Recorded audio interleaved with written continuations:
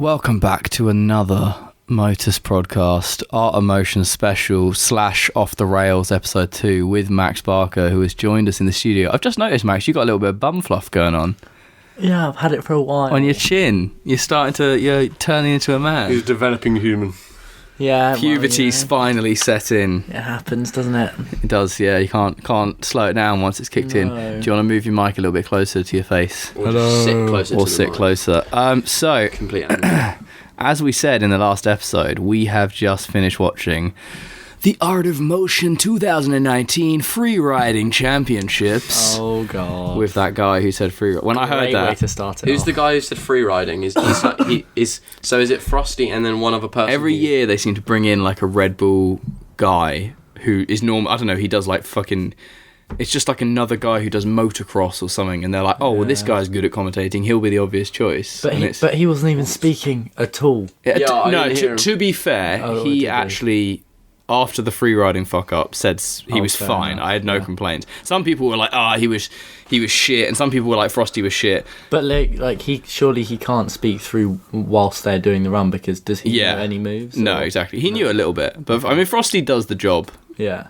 I mean, like you were saying, Frosty's he is really good at just keeping it going. He keeps it going. He speaks throughout the whole time. But we'll go on to that in its own thing. Okay, cool. I reckon. Yeah.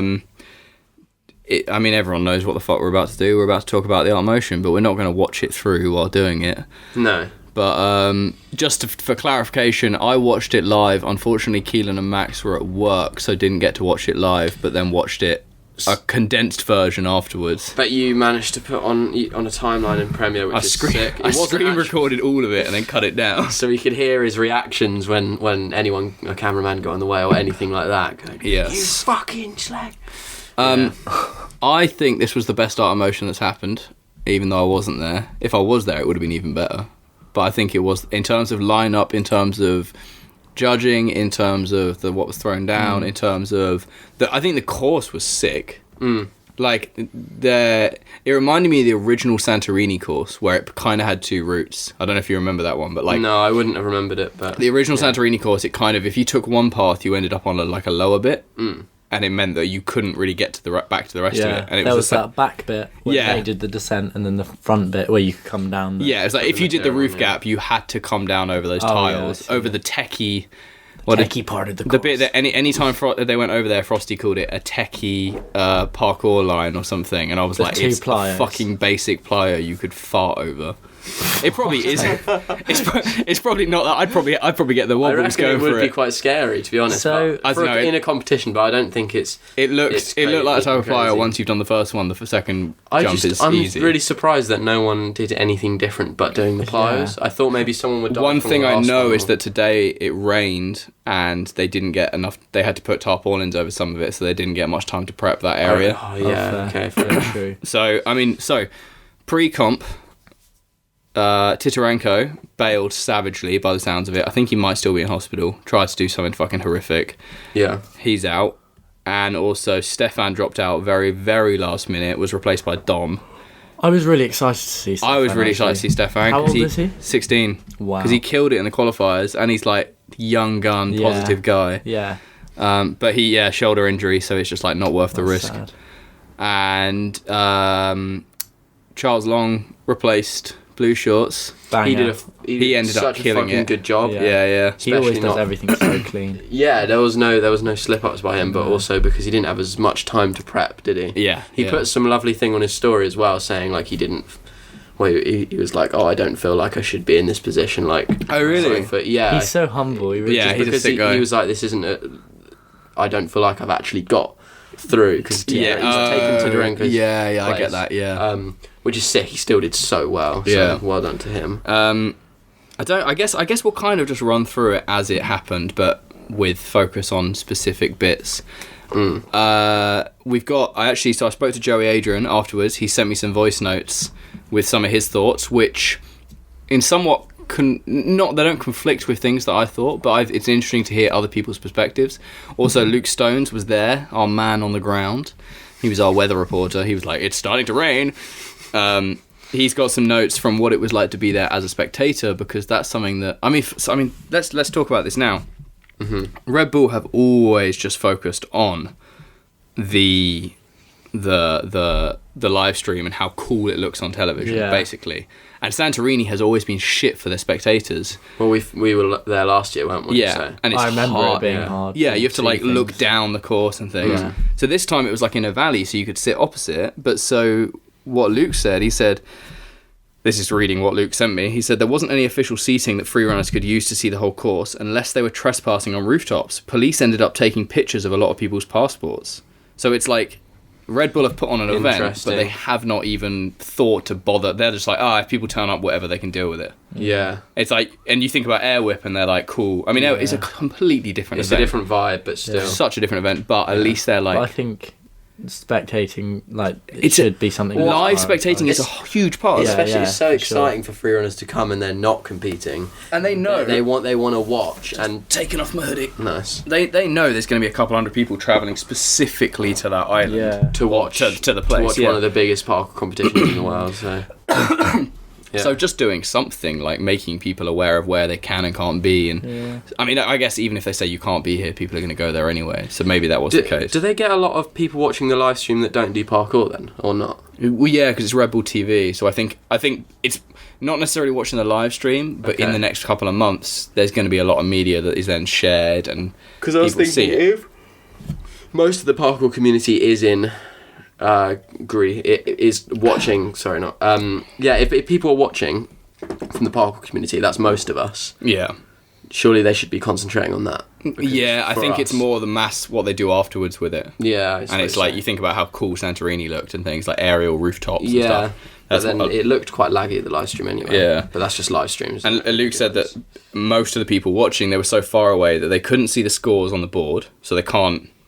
Sort of see anything, and they couldn't hear any commentary. So it's like there is going to be an audience, but they haven't done anything to cater to it. So that I found interesting. And what was the other thing that he said that was sort of fairly... I've lost it. That looks like a big list of cons compared to pros. Yeah, but I mean, obviously, he said it's a sick location to hold the event at. It looks really cool. It's good for training at if you go there. Oh, sick. And then he said some other stuff that's more focused on the competition, so we can talk about that. And he's actually just messaging me now, but that's more about the winners and everything. Oh, here we go. However, Matera being an ancient city, the bricks are quite unreliable, and some people got injured from falling walls and bricks. What? I mean, that's more on people not checking surfaces. I don't think that's Red Bull's fault. Someone broke their elbow. Yeah, that big running pre you keep seeing people doing. Yeah. Hence, some guy did it and bounced it and fell back. Oh my god. And it's like, well, that's not Red Bull's fault. What running through the roof gap? Yeah, I saw someone front it. He bounced the roof gap. Is that the one where they had that roof gap where they had the neck thing underneath and the match? No, that was in the actual comp. Yeah, that's what I'm talking about, the roof No, gap. sorry, the roof gap that everyone's been doing on Instagram videos. So it's not part of the comp. No, it's like... to a wall, it's off a roof to a wall, but... Jesus Christ. So, obviously, there's no point talking about who got through. Oh, no, okay, predictions. So, we obviously said in the last podcast that we were going to put together predictions. I have my phone downstairs. You've got your phone downstairs? Can you not remember it off the top of your head? I can. I think maybe. Yeah, go and grab Max has gone to get his phone. my phone, but I'm going to try and remember. Alright, and I'm going to talk through my predictions. Okay, cool. So, I said initially, Ed, Titarenko, and Archie. That was my initial prediction. And then Titarenko got knocked out, so I said Ed, DK, Archie. And then, this was before they announced the heats, because obviously they do this heat system. And then today, as the second heat came on the screen, I went, oh fuck, all three of my choices are in one heat, and therefore that's impossible. So quickly wrote down a new one, which was Ed, DK, and then Christian. I didn't put Didi in there. And actually, I also wrote down some other things. I said DK could get top 3, and many people would disagree with it. I think him getting third, there's not enough... People don't really care if you get third, there's not like people are going to start disagreeing with it. I had almost visions of DK getting second or first, and people being like, because sometimes DK's runs can be a little like, I don't find them that exciting, but they tick all the boxes, and that's why he wins. Yeah. So I was expecting that. I actually said DK could go too hard and stumble, which technically he kind of did. Did he? I actually said Josh will play it too safe, which he didn't. No. I said Stefan will go too hard and lose execution, but he didn't make it through. But that kind of applies also to the Italian wildcard. Yeah, this last one's funny. And I said Nate won't go too hard on difficulty. I think he did go fairly. He went fairly hard. I don't think he went really hard. I think there was some cool new things in lines there. were pretty short. He did shorter lines, short. and like these were just general vibes that I was thinking are more likely to kind of happen. He likes to make sure that he can get all the things that he's doing like really clean. Yeah, he plays it like safe in the hope that the things he does, he gets like almost full marks in. Yeah. But if he doesn't, which does work a lot. it works. Yeah, for sure. Interesting. I'm sad about Josh. I'm sad about Josh, and we'll go on to that because personally, I mean, and Joey's... I think his creativity was the highest, like, it of got anybody. robbed. Joey's comments will reflect this. The creativity category in this competition specifically felt like a fucking joke. Josh got 70, DK got 72. Yeah. And 90% of what Josh did, nobody knows of. It doesn't. They don't fucking have names. Yeah, I know. It's therefore sick. that is creative. His whole run was built on Like, tricks that people don't usually do. Yeah, whether or not he landed low and things doesn't matter. He tried to do more creative shit, so his creativity should have been like the highest score. And anyway, when he did land low, he was like flowing out, like Like, saving it, doing what which apparently I don't think isn't like if it looks not a bad sketchy, then thing. that should be a bad landing. Not if you land low and make it look smooth. I'm just going to do that. Sorry, Max was talking across the microphone rather than into it. Apparently now low landings are just called DK rolls. Well, anytime Didi rolls. Didi rolls. Yeah. Anytime somebody did anything. It's funny how that's come into fashion, that little bum scoot. Yeah, and it does look kind of cool. But do you remember when Pasha a few years ago was winning all the art emotions and he had his own... He'd do more of the Makaku scoot out. Yeah. And it was like, that was his thing of, I over-rotated, but I didn't... I saved it, and therefore I'm not going to lose too many points. I mean, it's fair enough, people finding a way to get out of their bails. It's just funny that it's now like... I mean, I guess that's another thing that kind of Frosty's almost influencing through the language he uses of like, it's a Didi roll, it's a Didi roll. I almost got really bored of that roll. It's not a roll, it's on your bum, just because everyone used it, so then it was almost an opportunity for land... Well, it was easier than landing well. Yeah, for sure. You know? Yeah. For I sure. hope the judges did pick up on that and they're like, this is... I think it was definitely there. Yeah. But then... I would rather see a DD roll than a bad landing, though. Yeah, but definitely. Obviously it's... The thing I like is when you see a landing that is... you can tell it's coming in low, and it's basically like a lesser athlete would bail it. Not bail, but take it. Yeah. But somebody who is more experienced saves it, and it's surprising. And there were some of those, like Josh is really good at them, where like I wouldn't say all of Josh's in that particular run, or his in that run, were perfect. But he does those landings where you're like, you think, because first he throws an off-axis flip that you don't even know what the fuck it is. You think he's about to land on his face, and then somehow he's like still moving. Yeah.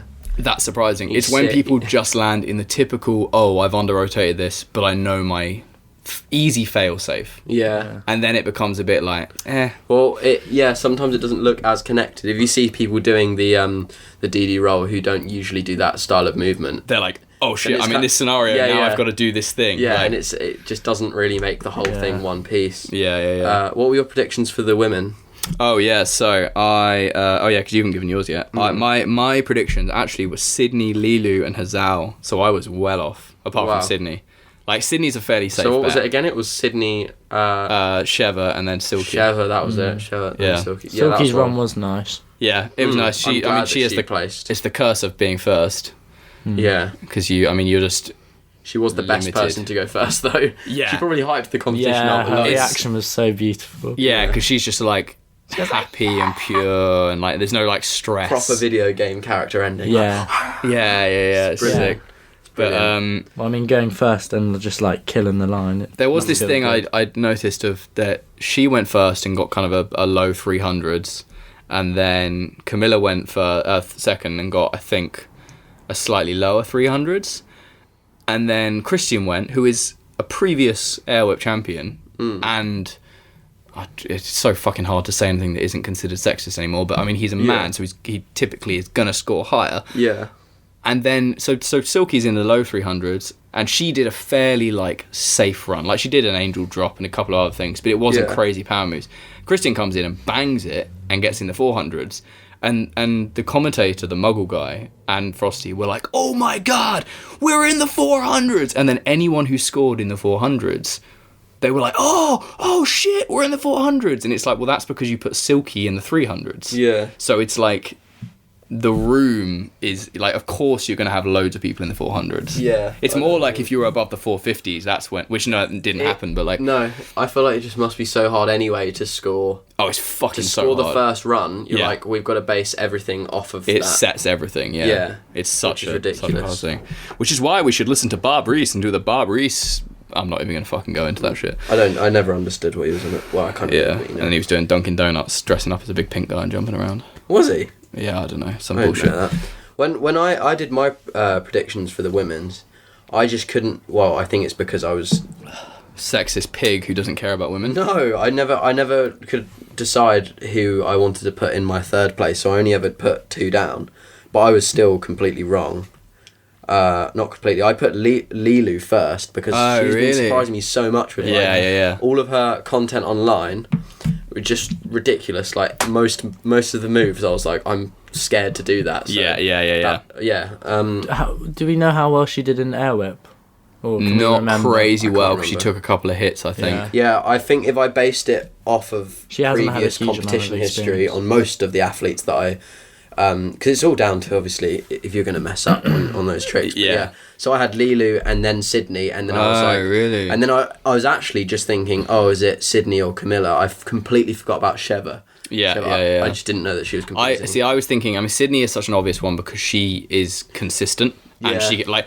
I was just hoping, I was like, oh, it'd be cool if Lilu got it because I put it in there. Yeah, Sydney's now... such a safe one to like... Sydney's now in that position where, like, Hendo with the speed things, where a weird part of your head almost wants someone else to do better for the I excitement. think that's what I was going for, but you know that Sydney. I thought Lilu might get second because, like, she, as you said, she's surprising and she's got some cool shit. But I think she seems to be quite unstable on her landings. Yeah. A lot of her, she'll do something and quite often, like, she'll land and then just basically just fall over. Like, she'll just fall to the side. Yeah. It's like she's not so good at saving herself, I noticed. I think it's just styles in which people train. If people are training... And she's quite young, so... Yeah, exactly. definitely. The stability, like... Yeah. But And Sydney's, like, she's strong, but she's lost a lot of... Well, I say a lot. She told us in Canada that she's lost, like, some weight, therefore she's feeling really agile. And I think, because her connections never used to be, like... Yeah, but she's muscly anyway as well. So all her landings are going to be, like... Now her body she's... can take it. Yeah, she's killing it. She's lightweight. She's, like, the best competing... In terms of her, like, her competitive style, she's killing it. She's got a really good balance now. Yeah, that's it. What were your predictions for men, then? So my prediction for men's... For the lads. was actually Ed Scott. I put him first because obviously he's been winning so many competitions, Yeah, and yeah. I wanted him to win. As did I, yeah. I was like, it'd be so good to have obviously, you're thinking, I want a British Britain first! British first! Yeah, and then I put Josh down as my second one because I thought he could pull out some... Because he's been doing trips Some cool as well. shit. Yeah. In like, obviously, it's just so hard because I don't... was NAPC his first competition? I don't... At least it's the first one I saw him compete in and was aware of it. Yeah. So maybe he's done other ones, but I'm not sure. And what he threw down there, I was like, what the hell? If he put all of that into a run, like his best trick and shit, he could score high. Yeah. But yeah, that's upsetting that he didn't get through. And then who was your third? And then my third, I think, was Archie. Let's have a look. Yeah, see, I put Arch because his submission was exceptional. Exactly. I just found from Archie's runs, they were very safe and a lot of kind of not moves going down. He actually was my most... It was I don't want to quite say disappointing, but, No, but I was it's- so surprised by how different his run was compared to his video. Yeah. But yeah, that's exactly how I'd put it. Like, it was just annoying. But let me find Luke's... I think I was just hoping for, because I know that Yuri, Yeah, the he Japanese threw guy. triple. Yeah. I thought Archie was going to throw triple as well, just because in that submission he had a triple. That was claimed. Exactly. Yeah. I wish there was more bigger power moves, but there was at least some really gnarly ones. Yeah. Like, yeah.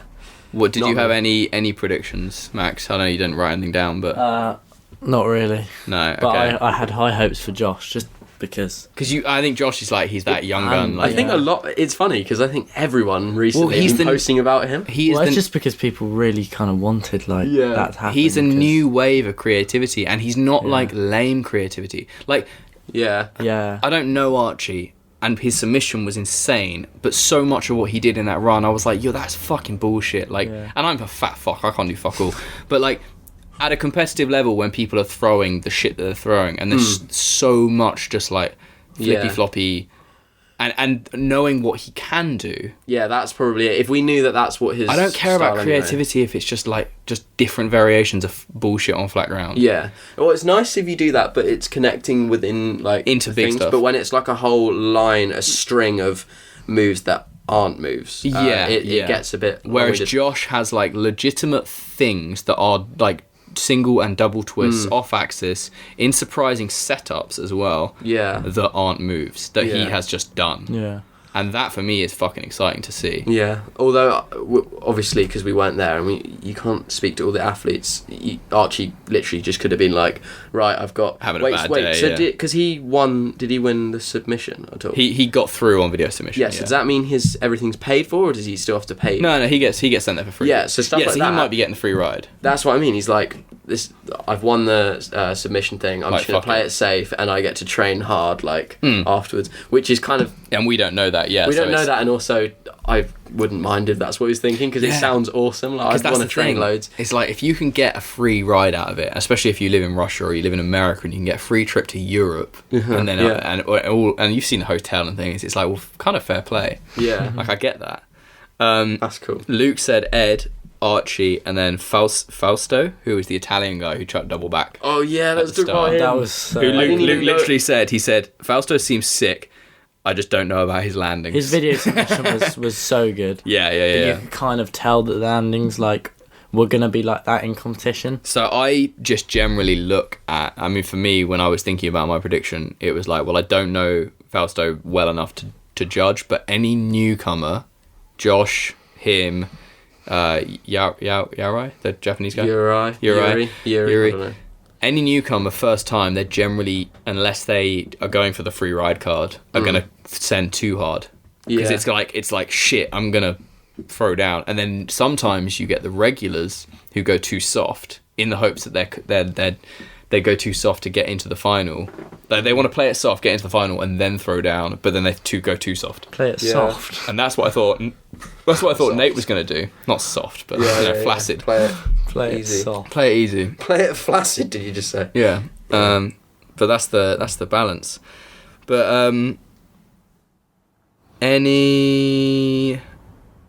I had tiled vinyl roofs down because I was actually a question mark. I was expecting them to cause more of an issue. I wish that Luke touched on that because he was probably there and got to see. In the qualifiers, I saw people slipping on them because they've obviously covered the wood. Oh, I saw people slipping on them in. Oh no, I saw people slipping on them in this. In the semi-finals. In the qualifier, I saw them ripping.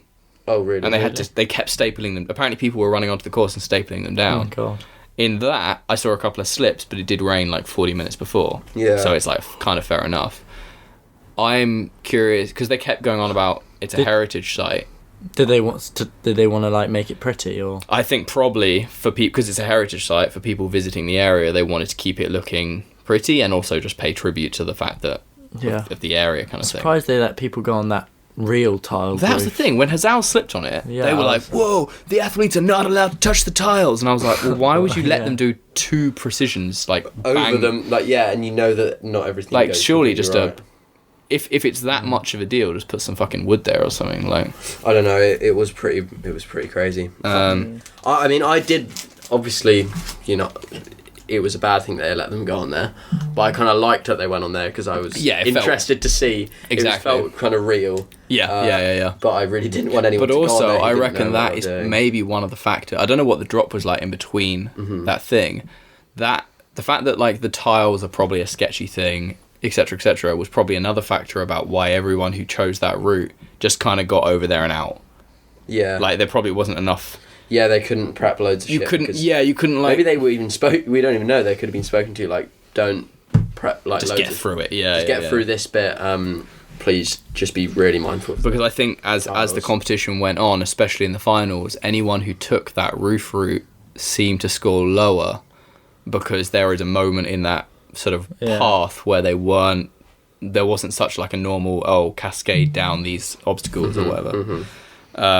I wanted to see somebody side flip it.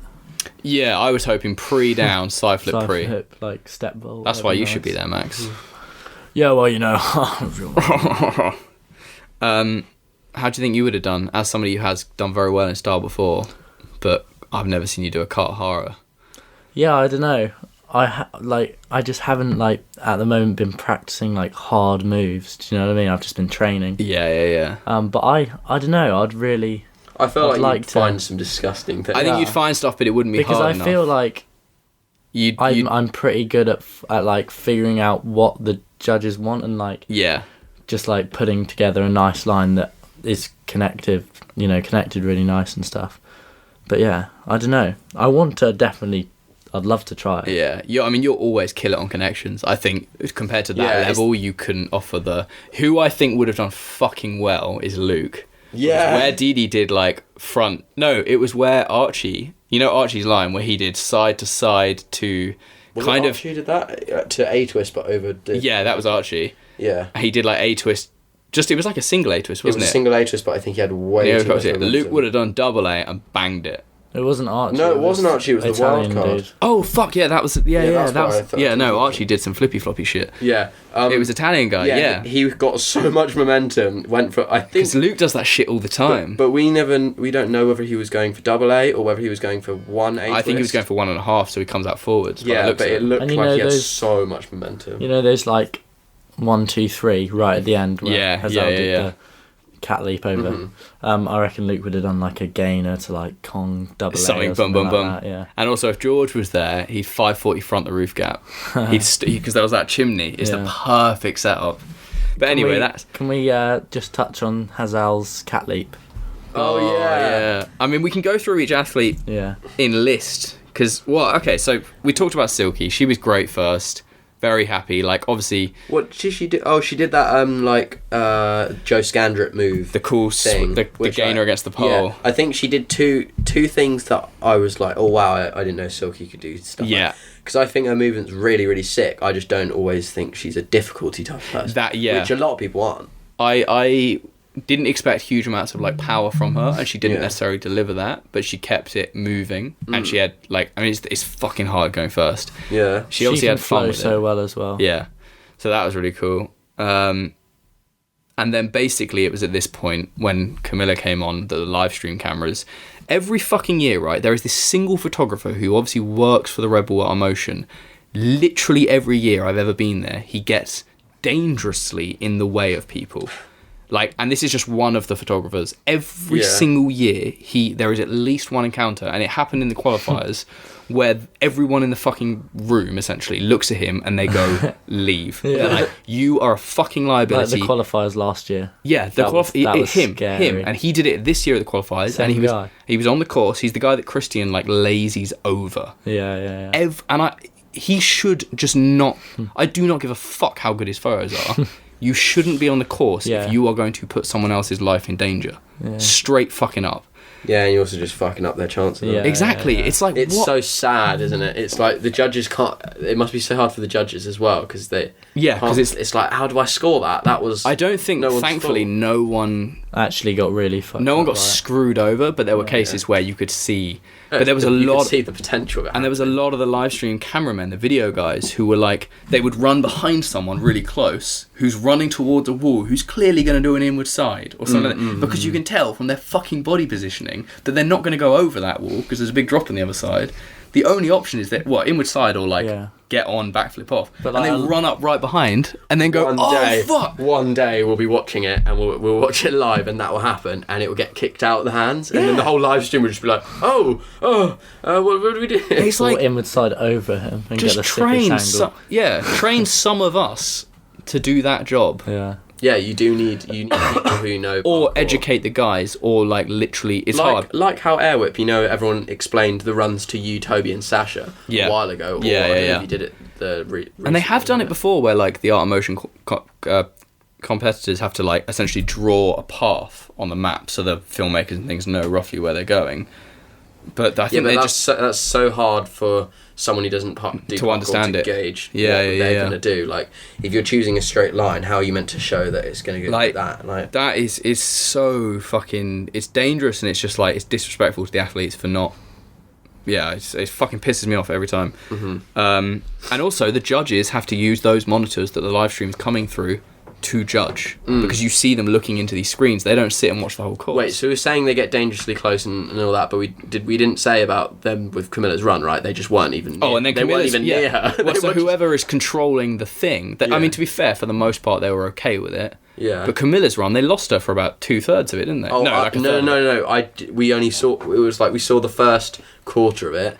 It came back to her for the last stroke. Yeah, there was a start I for a cable. didn't see any of it. There was a cable cam at the start that started like they cut to her really late, and then it would like did something, and then she disappeared over a wall, and then they lost her for ages, and then you saw her do like a side flip, and you had to catch it all on the replays.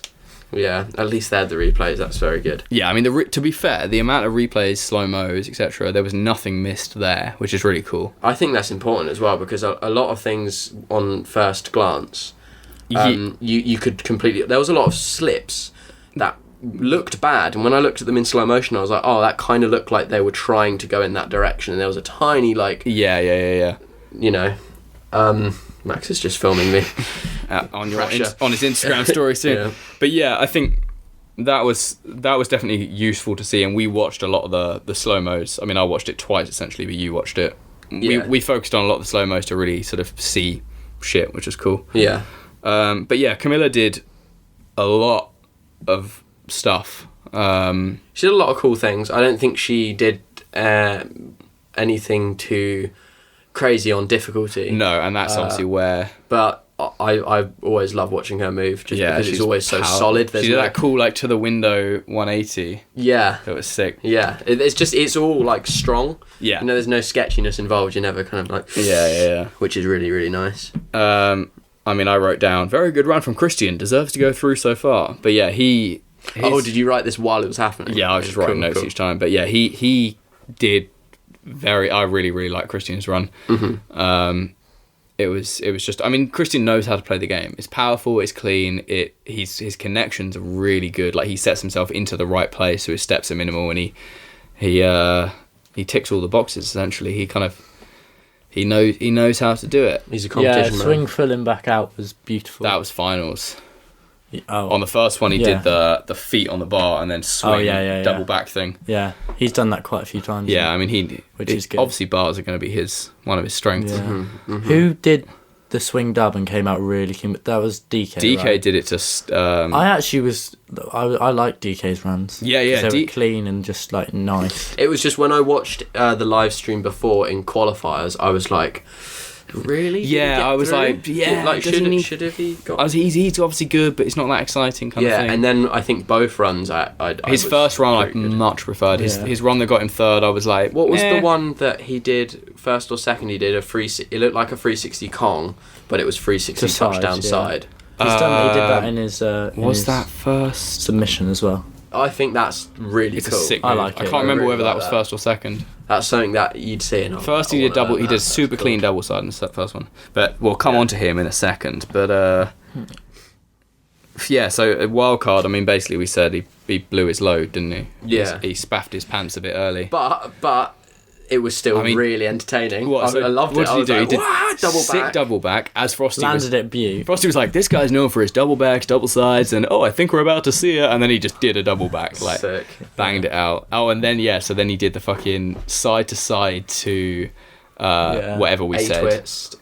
Side to side to A twist, and it looked kind of like his body was in a spaghetti, but like stringed out spaghetti, trying to slow himself down because he built up so much momentum. Yeah, because they had big height drops. Like and then you're landing on.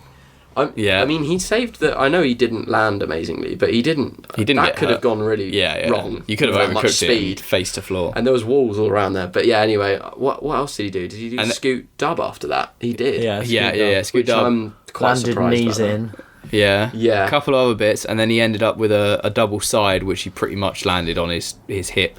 But listen, if he got all of that and it was all really, really clean, a bit better connection, tiny bit. Yeah, but I still would have been disappointed. I don't want to see a double back and a power move, a double twist, and then a double side. But that's kind of like if it's good for points. But it's not as interesting, really. Yeah. It's not as interesting, but it's just kind of hype. It's fun to watch. That's the thing. There's so many different ways to play it because it's like, I think if he had landed all of that, he would have scored insanely. But he went too hard and he didn't. Yeah, and that's the thing. Yeah. Josh, as we said, new wave of creativity, some fucking cool, wacky stuff. He only scored 2 points higher than DK in creativity, which is an absolute travesty. I think we just said that, but like... Yeah, we have already said that. It is a travesty. Still, that little D-leg thing at the end. Everything. I mean, DK did some creative things, but most of DK's creative things we've seen before. Yeah, which I think isn't creative anymore because there's other people doing them, and it's like... Yeah. I always think it's... DK's connections are better, his landings are better, but if we're simply looking at that one creative category... Josh had so many moves that you could safely call are his moves. Yeah, there was no one else doing them at the moment. If you look at a lot of those creative scores for many of the competitors, creativity is completely. I don't even know who was judging creativity, but it was just off the fucking wall. Which I just found a bit strange. Yeah. But strange. Well done, Josh. Anyway, I hope you're happy with your line because it was sick. Yeah, I hope he's happy. And I would love to see more of him. Yeah. I feel like he could never cut that hair as well. Yeah, I'm excited to see Josh, not necessarily just in competition, but I think just like, hopefully he'll get to more events. I want him to grow as an athlete and maybe get picked up by someone or just like become part of something so he's bigger in the community. I mean, shall we just snag him? Let's do it. Just our first international athlete on the other side of the fucking world. Be like, all right, Josh, get in. As we do. But I want to see him just in terms of video parts. Like there's not that much video content of him aside from Instagram. Yeah, especially. But if there was a place parts that where I could watch it, because Instagram goes so quickly, and we've said. But he has got he's got some really good ones. A recent YouTube video, not really recent, but something like his AOM submission. Because I like the big thing about a lot of his videos have a lot of crazy editing on it, which is fine. It's kind of sick, but I really just like. I want like movement. A raw. His AOM submission. That was when I was like, holy shit, he's so good. Yeah, the art motion submissions are actually the ones that didn't put music on and just went like easy and clean are some of the best parkour content that's come out. Yeah, it's this kind of season for parkour where the most YouTube content comes out because hardly anyone even posts YouTube anymore. And then when it does, people spaff too hard over the edit. Like they ruin the movement. And they're like, we'll put a cut here and a cut here and a cut here, and it's like no, just let them flow. Score anything doing that either. Nate's run was banging. Yeah, much cleaner than Josh's. I didn't find it as wow, but I can see why it. But because you were saying you had a prediction that Nate wouldn't go hard enough. You already said that before to me off mic, off air, and that made me think that anyway. So when I was watching it and I saw he did some hard shit, I was like, oh, that like. He's outdone my expectations. I think that was mainly based off of NAPC, my thought about Nate, and I think maybe he played it a bit safe at NAPC because of injury. I can't remember. Potentially, I'm not too sure. But I was just like, oh, maybe Nate's going to play it safe. Like, I think Joey said some stuff about this. I have two. Oh, he's got voice messages. Yeah, so Joey said he wanted to say some things, so I got him to send me some voice messages. So I'm just going to play the first one, which could be about something else. So if it is, it might be relevant to what we're going to talk about in 10 minutes' time. Music Minute with Joey Adrian. But deal with it. Unfortunately, I'm just going to play this through my phone, but hopefully you guys can hear it. But we'll see, because he definitely spoke about Josh and Nate. So the two big, like, quote-unquote controversy things that I keep having come up when I was streaming it was the first is Josh Malone's score. I think a lot of people thought that he should have been above Nate, but I disagree. I think there were so many missteps and execution missteps with Josh's run. I do think he got robbed on creativity, and creativity is the main point where I think everything was faltered. If you look at some of the runs, the creativity just didn't seem consistent. And I personally... What is going on? Oh, low battery, sorry. I think it's a horrible judging system that should be replaced by something else. But that's kind of the biggest constant that I saw in the runs. There we go. Nicely summed up. And yeah, echoes kind of what I was thinking.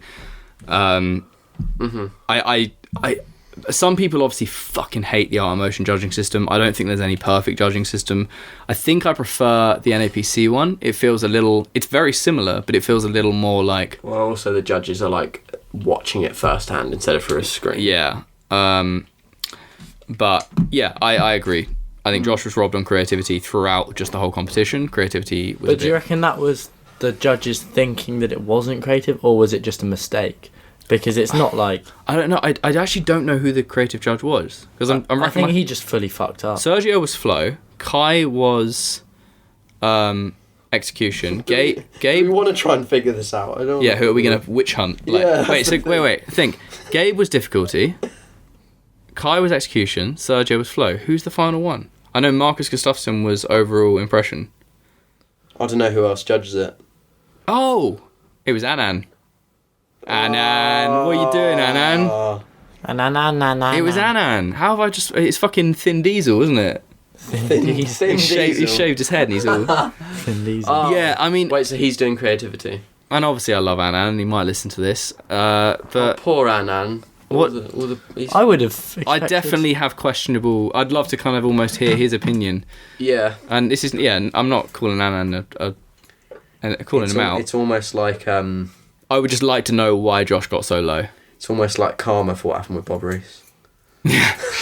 Because I mean, not. The thing about Josh, right, is I can understand why somebody might say, oh, the difficulty's low. And I can understand why somebody might say the execution is low, especially the execution. The difficulty in Josh's stuff. Yeah, but I can understand that because it's so creative, somebody could go, well, he just did an off-axis flip that didn't go over his head. Yeah. And I'm a fucking Until they try it. Then... yeah, that's the thing. I'm a sucker for saying... oh, you didn't go over your head in a flip. Like if George does double, does a back seven and he doesn't go over his head, I'm like, George, sort it out, go over your head, like make it harder. But this is like twisting the other way that it has it. Yeah, like that thing where Josh gets on the wall and you expect him to go one way and he goes the other way. Yeah. Is like that's a head fuck in itself, therefore it's hard. It's kind of like a croc frisbee forwards. It's like. But I don't see how you can watch that thing and not say it's creative. Yeah. Yeah, I know. And I can it's so much more creative than Archie's stuff because it involves so much more. It's way more dynamic. Yeah. Definitely. Archie stuff's like it's just you're rolling around on the floor, and that's a very lame thing to say, but yeah. Something I noticed when Nate was on the bars because he did that huge dive regrab thing. Oh, yeah, that was lovely. The bars are fucking weak. I wasn't paying attention. They bent and like warped, and I was like, ooh, like more than you would like any other bar set to. That's the thing. So bad. I was like, in a comp, if that snaps, you're fucked. Yeah.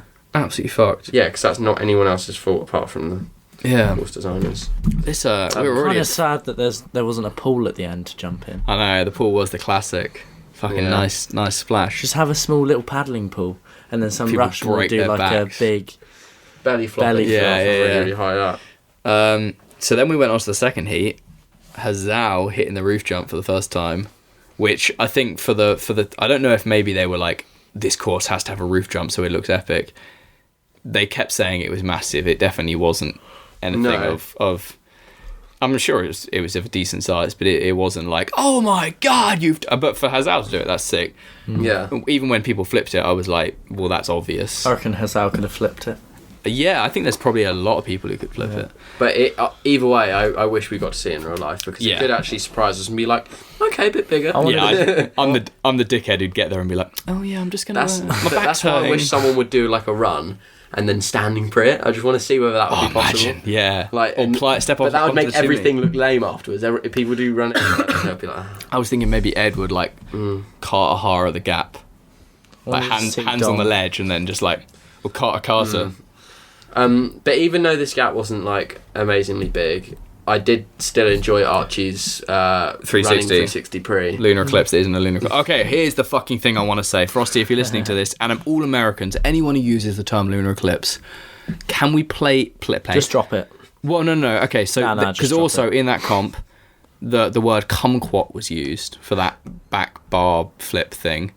Can we trade kumquat? You guys can use kumquat. We can put this in the sport. That can be the name of that thing. No. But we get back a 360 for a 360. Yeah. Because as I said to you guys earlier, in snowboarding, skateboarding, whatever, a 360 is a 360. A 1080 is a 1080. A 1080 isn't a fucking triple lunar eclipse. Like, how fucking ridiculous does that sound? Yeah, I would call that lunar eclipse swing through gainer just like a 360 swing through gainer. 360 to cork. Jesse's thing was a 360 stride to cork. Yeah.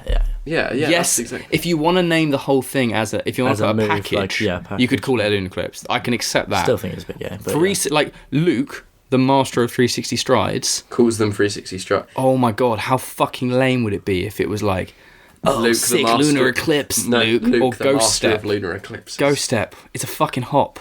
Yeah. It's been named a hop. It's always been that between England and Rabbit's hop. Cat Bugs Bunny. pass. Whatever. Hopscotch. In the playground. Oh no, there's so much going on in parkour right now. It's just like things are getting created all the time, and no one can keep up on the names. But it's fine. It's fine. Like you can name Josh's like the fucking Josh just did a sick triple fruitcake, and oh my god, double shoebox. But a 360 is a fucking get a fucking protractor out. I mean, most protractors are 180. That's 180. Turn it around again. 360. Draw a circle. It's a 360. It's not a fucking lunar eclipse. Yeah. It sets me off.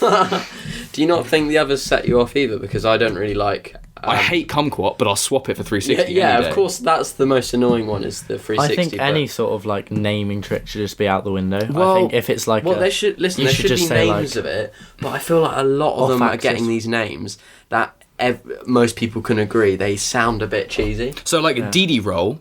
I mean, it's. I think they're just referring to that as a Didi roll, but then It's going to stick. It's going to stick. It's going to stick. Yeah, I guess so. But I didn't actually know that Didi was the one who made that up. I don't know if he did, but it's just he does it a lot. Therefore, I feel like we're deviating from the competition onto talk. I'm just getting a bit angry. But I'm a bit angry. Action sports have crazy names. Like you have the McTwist, you have all of these things. McFlurry. Yeah, you have the McFlurry. And I'm sure there was a period where some of those sounded ridiculous, but also the Ollie, for example. The guy who invented the Ollie is not called Ollie. I can't remember why they called it the Ollie. Because he went to a place called, I think, something like a restaurant or his favourite. This might be completely wrong. That was called like Ollie's or whatever. Oh, really? Yeah, what? Something like that. I remember it. But it's like Pimp Flip has stuck, and that's cool. And that's but Pimp Flip never sounded, I don't think, cheesy. When I think of pimp flip, I don't think of like as a pimp. Yeah, Do you know what I mean? I yeah. just think of pimp flip like because it's It's kind of steezy. Like a pimp sounds very kind of like proper, like that, like a pimp. a pimp makes me think like tilt or pimp. yeah, like off axis exactly. or something, and it kind of works. I don't think like isn't a thief vault. You know what I mean? Well, there was this thing like way back. We're talking like 2004, where there was the thief and the cash because Kong Dash, and they started. I still say cash. They started saying that we should stop calling it a thief vault because the public might think that we're talking about breaking into houses. Which I don't say thief vault. I don't think that many people do enough of them, do they? But kumquat isn't it? Do enough of them. Like the traditional thief. If you're thinking about the IMAX block where people used to do like. Oh wait, but you thinking thief? I think thief is a lazy, is it not? That's a lazy. Oh. The original thief used to be mixed up. I mean, this is literally your like hands go in front, and instead of you going, it was a cash, but around the side. I still think that's a dive lazy, really. Yeah, like, diving into a lazy. No, but the original, we're talking. I mean, this is the thing. I'm talking fucking when I was 13. Originally, it was a cash and a thief were the same thing, and then obviously they've kind of molded. Yeah. Irrelevant. Kumquat's a vegetable or something. I think it sounds fucking lame, but I will swap it for 360. Okay, that's that little segment over. Let's stop getting angry. Okay. So, but anyway, Giles is on heat. Hazal's run was sick. It's a real shame she slipped on the tiles. She didn't do a single flip. Pure parkour. Really? Just gassing it. I love it. She did a fat off defense drop. Defense drop. Defense drop. What's a defense drop? You know, a defense drop like when you. Oh wait, where she backsplat. Oh, sounded like you were trying to say descent. She tried an arm jump that no one else did. I think she did it in practice. I'd like to go see it and be like. She better have. Was she just sending you like oh fuck shit? I can imagine someone just doing send that it. though. But yeah, she did. She saved. Well, she didn't save it because she landed on her back. Didn't. She stopped herself from if she getting back really rolled really cleanly, it could have been kind of cool. Just defense then back. If she Didi rolled out of it, she could have landed on her back and Didi rolled off the edge into a kumquat. But into a carrot slice. Into a cum spot. Didi roll into a cum spot. I really want to see footage of her doing that cat leap because it looked pretty fucking. And also, I like seeing footage of Hazal because she's got sick She's not got a typical girly style, I wouldn't say. Yeah, you sexist beast. That's not sexist, I just think... girly style? Yeah, well, okay, that's probably a horrible word. But you I think... Female style. Yeah. Like BMX riders can have a female style, kind of. I don't know. Think so. We're just getting off the topic. Just fucking... Okay, anyway. What? Yeah, anyway. I think you make it My sexist mother's a by woman. saying like that, yeah. My mum's a woman as well. My mum's in hospital. Ooh. Sympathy card. Suck on that. Yeah. Sympathy card. My mum's in hospital. Oh. Cheers. Oh, we said so much legality. I know. No, Hazal was sick. I didn't expect... Oh, actually, I say I didn't expect her. She was in my top 3. But kind of because I was hoping that she would like do a crazy parkour run, which she basically did, but everything would go well. And it would be so different that it would be... I think if she got the arm jump, she would have I was curious to succeeded. see what would you do out of an arm jump? If she did that straight into the Angel drop. Angel drop. I want to see Hazal in skill comps because I haven't seen her in one skill comp. Yeah, that would be I think where she would I want to see shine. her against Camilla, against Sydney. Yeah, for sure. Yes. Lilu banging out a double cork, which is fucking cool. I want to see Lilu in a skill comp, see how she can do. I think she's more flip based to be fair. Yeah, true.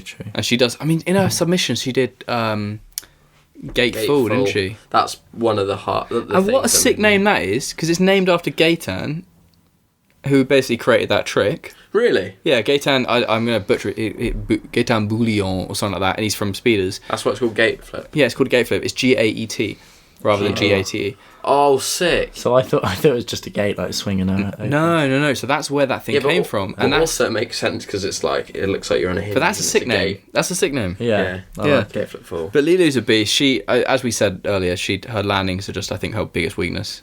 Crank full. Yeah, but she probably doesn't train specifically for competition. She just trains like bangers. She trains and then like she gets the trick and she's hyped like and then. Yeah. Once I have another line in my notes here, which is fire every cameraman. Yeah. Well, we've already spoken about that. So. We spoke about DK already. He good power moves and connections. Like we can see why he got through on that heat. And then we had Archie, who we've already spoken about, but sort of a lot of flowy stuff. I also have. Oh, but he did 360 the gap. Yeah, I enjoyed that. It's so much quicker to say as well. 360 or Lunar Eclipse. He did 360 the gap. Lunar Eclipse. But or 3. But also, it's 4 syllables rather than 3 syllables. To explain that to anyone, just like showing them a muggle or a free runner, just go, oh yeah, so he 360 that running gap. 360. Yeah. They're like, yeah, okay, yeah. Yeah, I get that. He'll Lunar Eclipse that gap. No. Like, it makes me think... It just instantly makes me think of the moon. He turned into a moon in the sky. He turned into a moon. A lunar eclipse happened. It just he 360 stick spun. I can't get over it. And I love... I love Frosty, and I love Jesse LaFleur. And I love what Jesse did when he did that move that was called... Legendary. But I it's kind of no hate to them, it's just hate to the... I hate Lunar Eclipse. Anyway. So, then came Edward.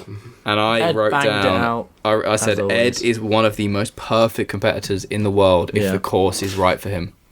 I've seen it sometimes where Ed competes and the course means... Or he maybe just... I think maybe a couple of years ago, and he choose runs that maybe he had to jump up a bit, or like... I think if the course is cascading down and there's the right stuff in the right place, he will murder it.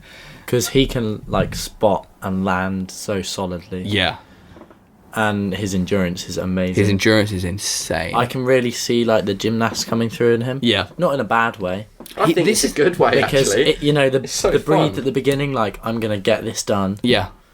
I wouldn't want him to executes. Yeah, I wouldn't want him to be any more gymnastic than he is. No, yeah. But he is so parkour in his movement. Yeah, but I have no complaints about his style. It makes competition way more serious, which is cool too. Yeah. Yeah. It makes you take it seriously a lot. Oh, this is... It's interesting because I love seeing the silky, they're like having fun with it. I love seeing the person who's a bit vibes. It creates a whole. And I think, to be honest, in any action sport, you're probably like, I don't know skateboarders personally, I don't know snowboarders personally. So when you watch it, you see different vibes on the start and finish lines. Yeah. And we're like, oh, whatever, that's just what's happening in front of us. But I'm sure the professional snowboarders who are then watching that and doing a podcast are saying the same shit. Yeah, exactly. Like, And having a go at someone because they called a trick something weird. Yeah, like Ed, 3/4 of the way through his thing, I was like, cool, as long as he finishes clean, he's in first place. He put enough power in, and his connections are so good. Landings, everything. He isn't the most creative in the world, because you know everything that he does. Yeah. It's not like, oh, what was that? That was surprising. Yeah. Apart from that, he does, apart from half a horror in the light work video. But that's I don't even. No, that's Carter. Oh, sorry. No, it's half a horror. Is that what they're calling it? Half a horror. Yeah, oh, I think somebody tried to call it Carter, and I was like, that's kind of weird. Yeah. Like hard to say it as well. Yeah, it's like cart to cart. No, I'm sorry. What I was going to say was I was thinking of that being creative, but actually just difficulty comes to my head. Can I bring up a little thing? What do you think about like them handing Red Bulls to them right at the end? You talk about this while I go for a wee. I understand why they do it. I think maybe it should be a little less like force this into your hand. But carry on talking while I go for a wee. Yeah. It's alright, Max. I'm here to talk with you, mate. I mean, well, you're pretty big on healthy living anyway, so like energy drinks and shiz biz. You were talking to me about it, and personally, you wouldn't take it off of them, or what? Like, because it's really no, it's just really hard because you don't have to take it off. No, take it. I mean, I'd like a drink of a Red Bull when I finished. It tastes good. Just because I'll drink one once in a while, but yeah, I don't know. I don't know if I want to on a live stream support drinking like this thing, and showing it to the world after I've just like done this. Yeah, I want to I want to be drinking like when it's on my face. I want to be showing them like sort of what I stand for in a way. Yeah, exactly. I'd rather get out like a I don't know, a banana. Yeah, what do you do if you're sponsored by Monster or something? Because but I just wouldn't get sponsored. Well, I would for the money. There are people in the sport. There are people in the sport who have been offered other energy drink sponsors and have turned them down. But if you were to accept it, are you like, sorry, I've got to pick up my can of Monster? I don't know. You have a Monster person on the side, ready. Punches the other guy out. I don't know if I'd even like want to get sponsored by any energy drink. No, I mean most people won't. But I thought maybe the decency just to hand them a glass of water afterwards. You'd be like, you've clearly just done a shitload of exercise. Yeah. But I mean these are ecstasy. Yeah. Here's water and a banana. Yeah, I mean let's just talk about the after party quickly, which is everyone is prepping because I mean 8:30. I wish I was fucking. Max would be on a lovely. You'd be snorting cat, doing ecstasy, getting ready, wouldn't you? Yeah, mate. And Red Bull. Yeah, Red Bull. Max is like, stop talking.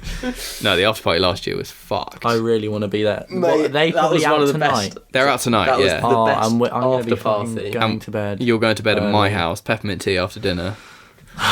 There's no alcohol in the house unless you want to go to the shop. Like, there's nothing. I don't need it. No. Max, shall we party, you and me? Yeah. With Darwin? Yeah. Have a rager. Rewatch AOM and cry. Yeah. No, you guys could do an all-nighter and try and really. We could do an all-nighter, wake up at like 2, get some midnight snacks. Where from? We've got no 24 The fridge. Oh, the fridge. Get some frubes. We should get some midnight snacks at 2 Wake up the dogs. Yeah, the dog. Mum's dog's gone home. Yeah. Anyway, yeah, back to Art Motion. Listeners, but I mean, anyone listening to this right now, i.e. tonight, Saturday night, you are missing out on one of the greatest after parties that will happen in the calendar. I missed a Santorini after party once because I got so much suntan lotion in my eyes. What? I remember this. Well, because I mean, only a couple of people. It's horrible. I've had it before. But have you ever noticed my eyes? I'm always doing this when it's hot. Yeah, you do this. Yeah, you do. My tear ducts, my eyes don't produce enough. Cries. Yeah. My eyes don't produce enough cries. It's some condition, and it's such a minor inconvenience. But if you get I've had it twice now. I missed Jambo.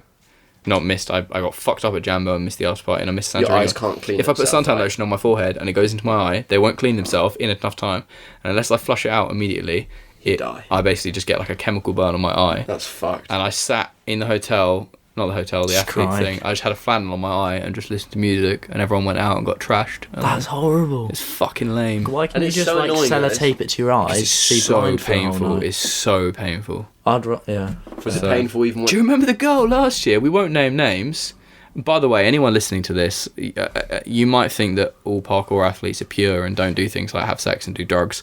But do you remember the girl last year who walked into a certain room and picked up a load of gummy bears that were laced with acid or LSD and ate a load of them before realising that they had it on? This is the first time I'm hearing this. Do you not know this story? I know this happened last year in Santorini. You know the girl. I remember looking at her and she was like, I literally don't. She walked into. I can't even hint to who she is. Yeah. She probably had a great. She wasn't actually a competing athlete or anything like this. So yeah, and ate a load of them, and then other athletes who had done the lacing or whatever, because it wasn't a trick, they'd done them for themselves, were like, oh shit, did you just eat those? And she was like, yeah. And I ate the whole pack. She'd eaten a load, and then she basically had a fucking wild night and was at the after party just like bugging out. Yeah. And the next day I remember seeing her walking through the square like still just fucking off the wall. Wow. Just like, whoa, what's going on? That's hot. That kind of no, I don't like that. Yeah, I too much. If somebody was like, oh sorry, that like the popcorn we ate earlier, if you were like, oh yeah, you're about to have a mad trip. Yeah, but not only that, it's like, did you eat one of those? I ate 7. Yeah. I actually don't know. And then heroin. Yeah, how many did I eat? You didn't eat the fucking brownies, can? All right, third round. Sheva walks in a snakeskin Nike t-shirt, which I thought was an interesting choice, but I won't. Is she not part of Farang anymore? She was never part of Farang. She just hung around with them like a lot of athletes. Well, I mean, she was going out with Pasha, wasn't she? So kind of Pasha. Makes sense. Pasta. Sheva's run was banging, a few loose connections in places. I actually thought a bit of flippy floppy shit. Yeah, but she's going out with Archie, so yeah. So I feel honestly, I actually feel like because they've been training with each other for a long time, I could see the similarities in their runs. For sure. Yeah. I can see why she did better than Silky in the standings because she difficulty. I think difficulty. Yeah. However, I enjoyed Silky's run more. I think Silky should get points for her. Just having fun. Just her fun points. Demeanor. Aroma. No, what is it? No, just her smell. Just keep the conversation moving. Let's just get away from that one. Can they Max do that? is psychopath. I want to smell her hair. Just yeah. Sydney, I mean I know Sydney well, and obviously I remember at NAPC she was shitting herself, and we spoke about how nervous she gets, and I've seen her pre-comp like go into the toilet and throw up before, and I know how fucking nervous. Really? Yeah, she gets nervous. That's savage. And they were like, here's Sydney looking really calm, and I could kind of see. I was like, is she that calm? Like, and she's like. She's competitive in the sense of she just wants to fucking do the best. She's not like fuck you and die. It's just more she wants to do the best. Fuck you and die. And when she finished, she like gets down. She's like screech. She's like yes, because she didn't fuck up. Like Sydney, like if Sydney fucks up, she's gonna be upset with herself. Because Sydney was one of these people who has won so much, and you actually explained this to me. That you kind of want to see someone else win. Yeah. But this run she did actually did surprise me. There were some things that I was like, whoa. Like, can you walk it through? Because I actually didn't see it. Max was editing Instagram clips on his laptop. She did the... what's the fucking first thing she did? It was the... I don't know. She was on the wall and she did like a 180... Was it a back? I can't remember. She did something with a twist into it, landed... You can see that she meant to connect it a little bit better. Yeah. It was the thing, like, mid-run, I think she was doing some tricks. You know where... oh my god. Yeah, the elbow thing. This is the best explanation. Sorry, Max. We're trying to... I think she did some tricks.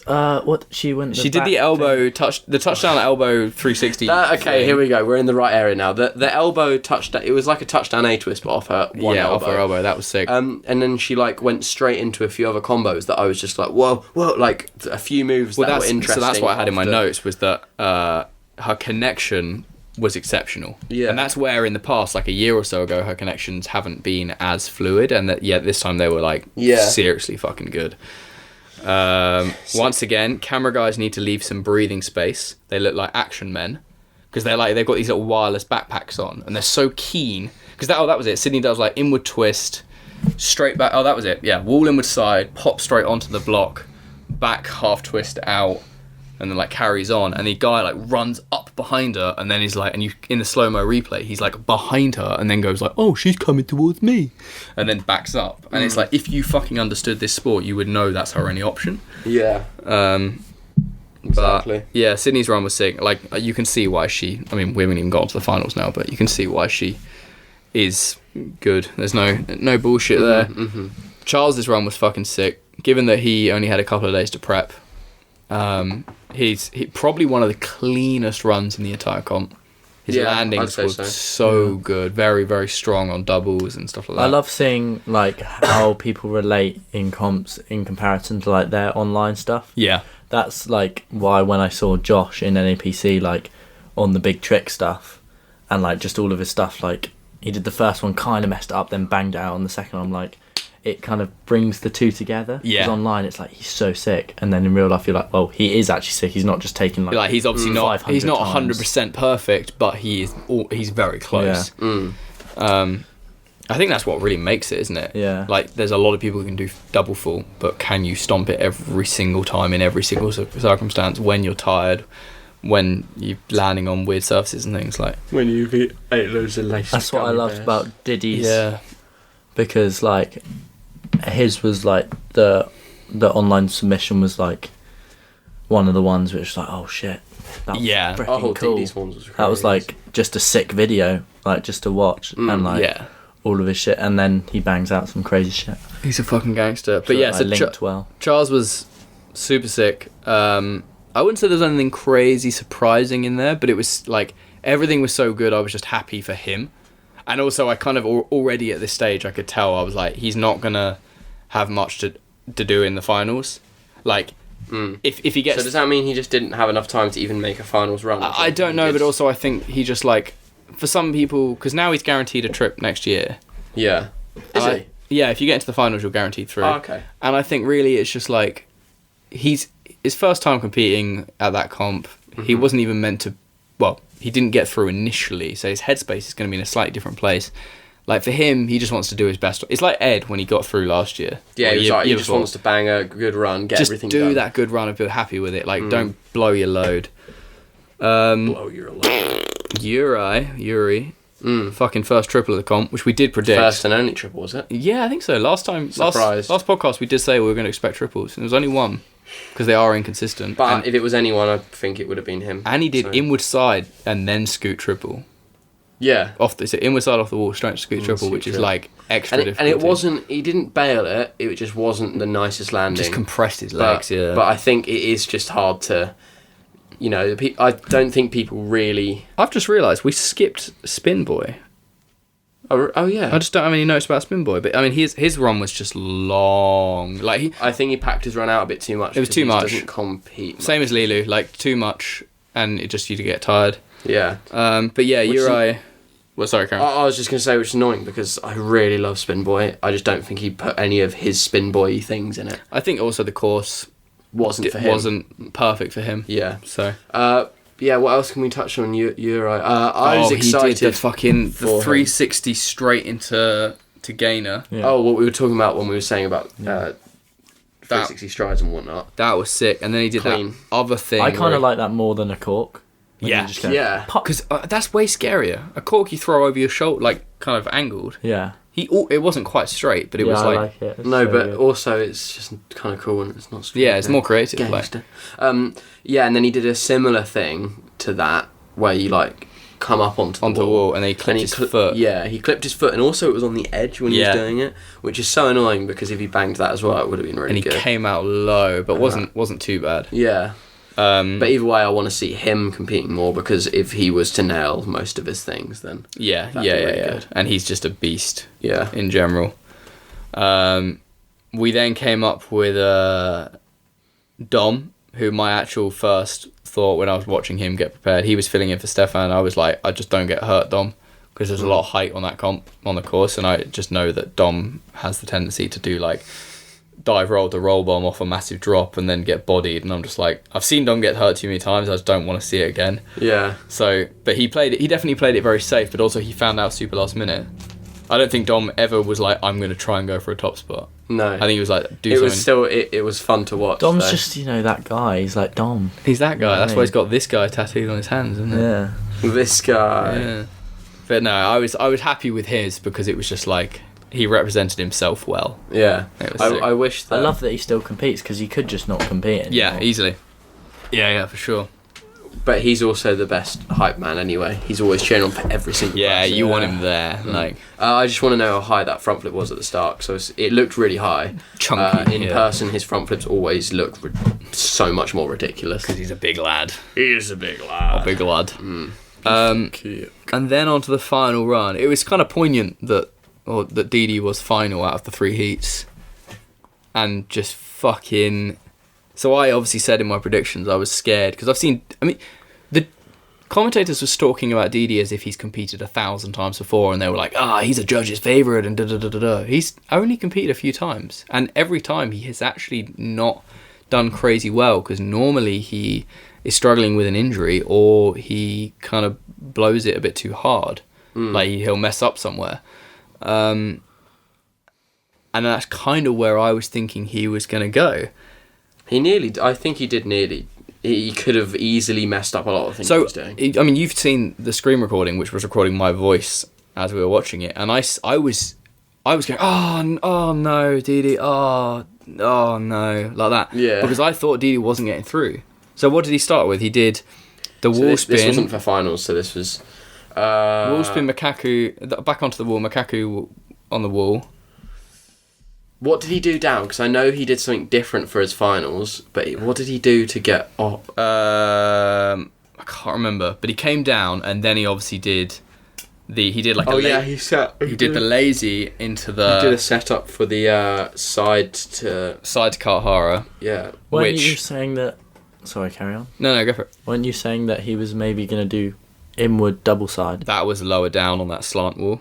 That's he messaged me in practice. He said like, I want to do it here, but it's like, and I think probably maybe in the finals that was still a possibility, but I guess it's fucking, the run up for that is short as well. Like he needs a lot of power in to get the height. Yeah, that is a very short run. But so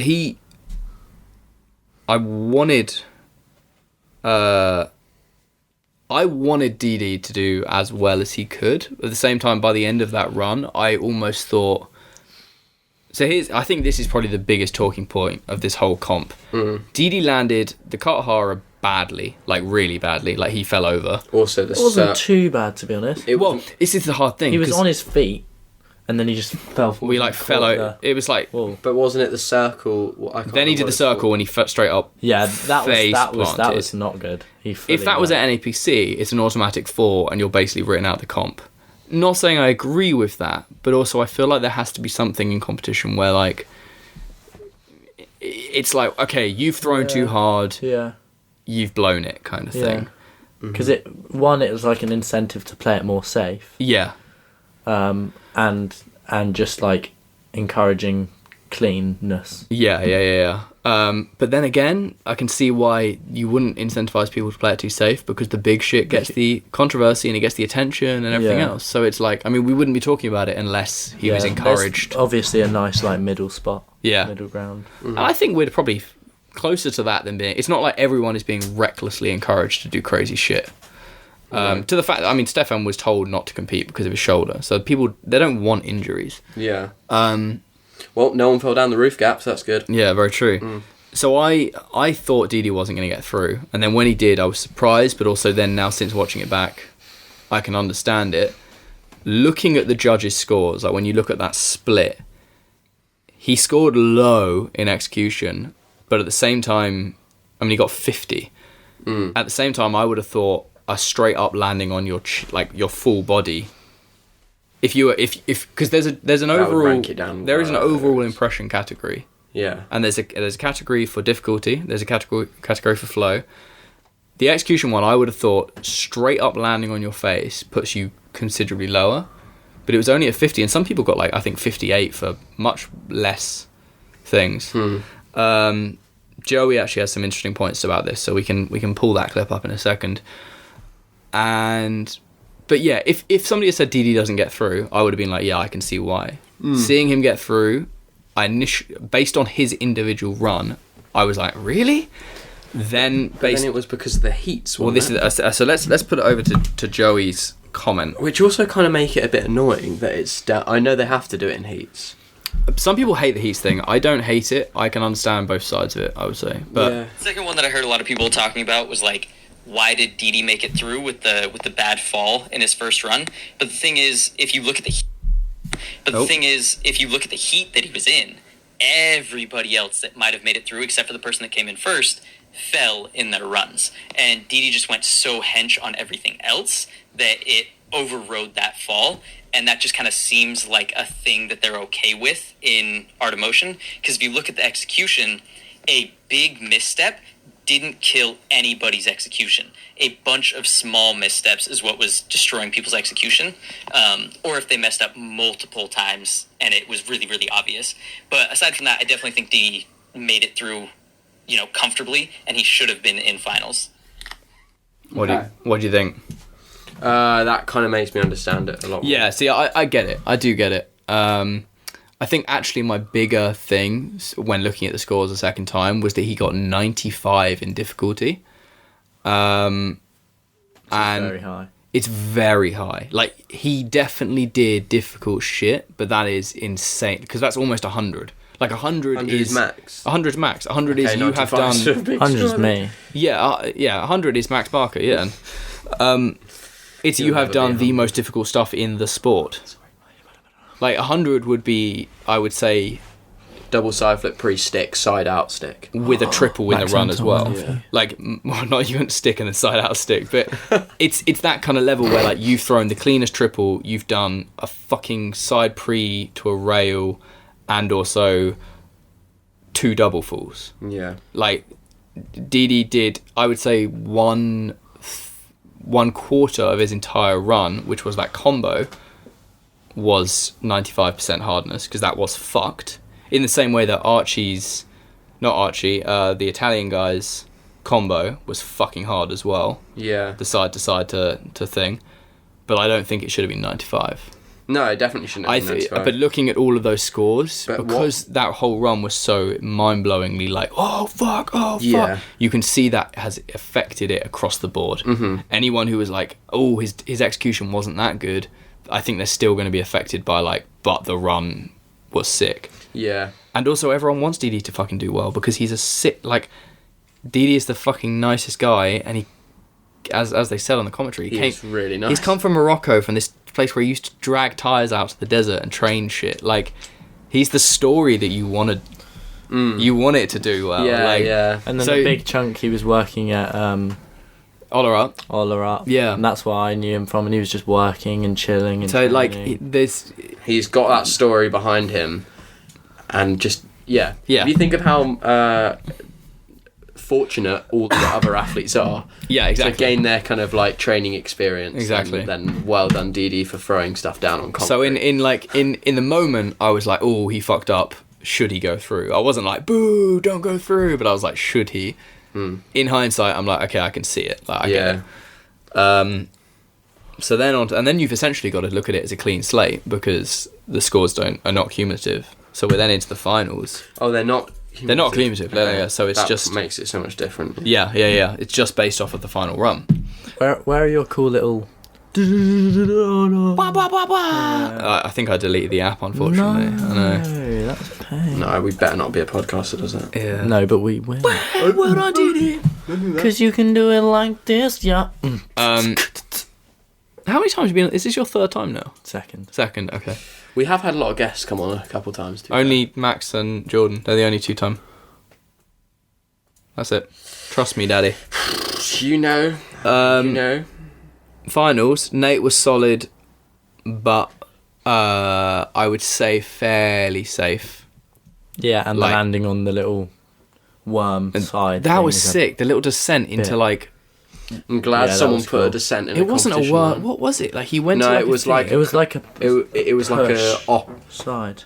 Like if it was. I think it was kind of more back flippy side. Yeah, it was like if You know what I mean? it was a swing gainer almost, but to the side. You know in light work when Yeah. it's similar to that, just off, But with not a no lip, and with lip. no swing. because he went into like arm jump position and then just kind of chucked it. Pushed off the wall there. Yeah, but that was all these athletes. You forget that they've already prepped all these runs. I just want to see all of the stuff go well. Yeah. Because I won't probably ever see a clip of, unless he has it, of Nate doing that last combo. He'll probably have it. Maybe, I don't know. I've realised, by the way, one of my pet things that I do on the podcast is yeah. What, you? I do, yeah. And then 3 years. Yeah.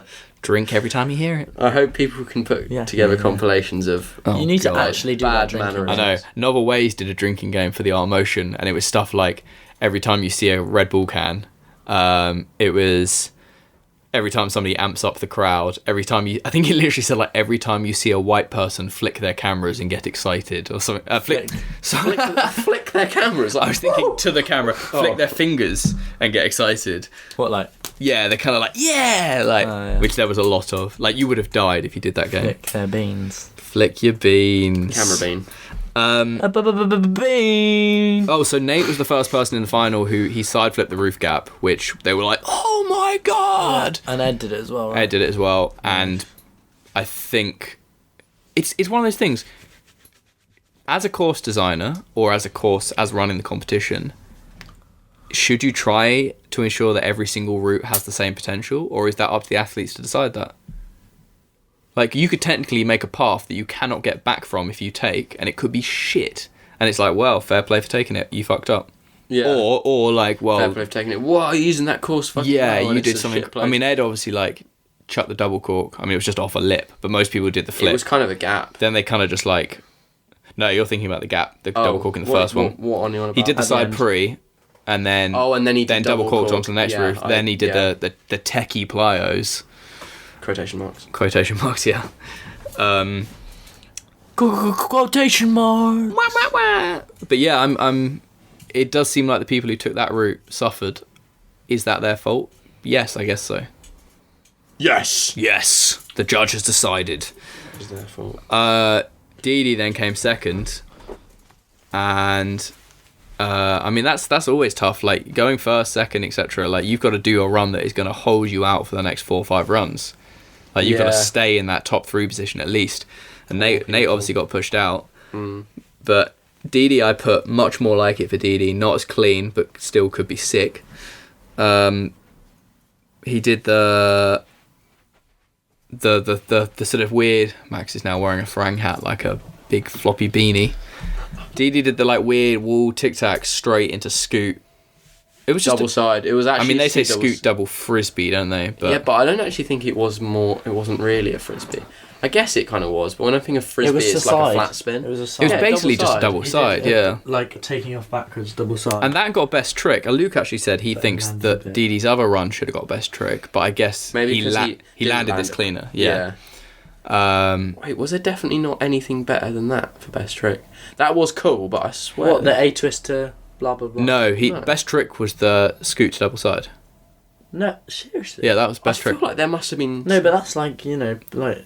that's. Best trick, generally, I've always found a little bit controversial. Apart from the year when Alfred did, like, gate fall and no one was doing gate falls. A-twist to Carter should have been it. Yeah, but I guess the reasoning is that he didn't land it as well.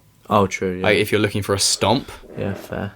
Because, like, if you think about other tricks that were stomps like that... So does that mean Didi won 2 things? Yeah. What do you get for best trick? Just a trophy. Maybe a bit of extra cash, I don't know. Just a trophy. Just a trophy. It don't matter. But what else did Didi do? He did do the round off... Was it round off 7? Or round off full that he kind of fucked up and, like, fell into the wall? Round off 7. Well, it was round off 7, yeah. Oh, yes, because he think... kind of stumbled it. I think he did round off 7 because I remember a slow-mo clip playing of... There was a whole run that happened and then the first slow-mo clip was a round of double fall and I was like, what? It was the most standard move Didi did in his entire run and they focused on it a huge amount. But apart from that, it was fucking good. And he came down and banged double A right at the end. Like, he popped the double A out of nowhere, to be fair. And I think double A's are kind of written off as... But to do it right at the end, exactly. You could just do an A-twist. To do any double at the end of a run is so hard, and everyone expects them to fall. He obviously came down to the side. I always expect. I'm like, don't double it. Overcooked it, and they fall over, and then they run and do a fucking pimp flip, even though they've already fallen over once. Yeah, that was... Falling into the gate. Sorry if we're saying your name wrong, by the way. Oh, yeah. She'd done so much, and then she fell over. A little. Lay low. Lay low. Everyone lay low. Yeah, lay low. I mean, Christian did full him back out off the bar, which was pretty sick, but I guess it's a little less exciting than Didi's. I would prefer to do Didi's, obviously. Prefer to do or prefer to have it as best trick? Do it. Do it. I'd prefer to do it. But I haven't done any swing doubles. Very true. But I also prefer the look of Didi's because I find swing fulling back out.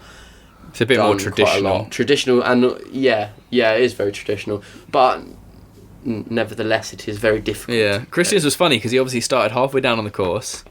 And I was like, okay, Christian could either kill it and he'll be in my top 3 as predicted, or he's not going to have much. And he obviously, I mean, he rolled both his ankles the day before, he said. But he started halfway down the course, and I think he was just scared of this filling back out. Yeah, I think anyone maybe. would be, and they're like, need to just focus on this. Chalked up hands. He amped up the crowd, and we were like, oh, he's going to do a gainer from there, or something. Thought he was going to do a cut. He just lazy down and did a 360 dive roll. And we're like, oh, fair enough. I thought him amping up the crowd was him prepping, and I was like, well. It was like this. Prepping for a gainer, yeah. Jeez. Gainer full. Filling back out was clean, though. I mean, obviously, he went for the under rotate to roll, but that's the more fluid way to do that. I'd yeah, rather for sure. see that. But it was a very short run, like, and it kind of immediately. That's the taps. That noise you just heard. You know, the kitchen so it wasn't sink. Darwin moaning. No. It kind of immediately when he'd finished that, I was like, yeah, that's probably not going to be enough to hold a place. Have we gone through all like the main points of AOM? Like, I think we're getting there. I mean, we're just wrapping up the finals. And there's a few other things. True. Luke said some other stuff as well, but if you can hear that, audience, that's our pipes in the house. But yeah, Christian's connections are good. Charles, obviously, second run was very safe. He kind of even halfway through mimicked, like, I don't know what I'm doing, and just carried on. Like, yeah. But as we said, he's just happy to be there, happy to stay safe. Like, he did so well in the first round that I think that's the best takeaway you can have from that. Like, the best takeaway. Yeah, the best takeaway. Good curry. the walk you like. Yeah. Ready to walk. My first Hit the impression of walk. DK's second run, I literally was like, that was boring. Because it was very expected. It was a very DK final. But it ticked all the boxes and therefore it does it. You kind of got to admit, like, if I had never seen DK before and I was trying to compare it to everyone else, I feel like... Yeah. And if you gave me you did it very well, and think of how solid everything was. For sure. All the landings were really it's just upright. it didn't... There was nothing where I was like, oh, wow, I'm so excited. Yeah. I was like, cool, Which you expect now in competitions too. You Yeah, want that you kind want of it. like... I was like, that's What is DK that? being DK. But completely fair play for the sort of ranking he got. I don't think it should have deserved second or first, but I think being third, I can understand it. Some people think Christian should have been third. I think DK put more into it. I think DK. There was more going on, and his connections are good. So I mean, it's not cumulative. What did you say the word? Cumulative. Cumulative. Cumspot. Cumspot. Yeah. But if it was, I feel like DK would have definitely deserved it. Yeah. More. And then finally came Ed, who... So my first sum up of Ed's was it had everything that Didi's didn't with regards to connections. Didi's or DK's? I know I've written DK's there, I meant Didi's. Oh, right, yeah. Didi's, because it was Ed versus Didi, basically. Yeah. Like, you knew it was going to be that case. In the wow factor moment, thought Ed was the winning run. And I still think it's a bit of room for debate there, but I think I'm not angry Didi won. Like, No. there's no part of me that's angry. I think... I actually don't...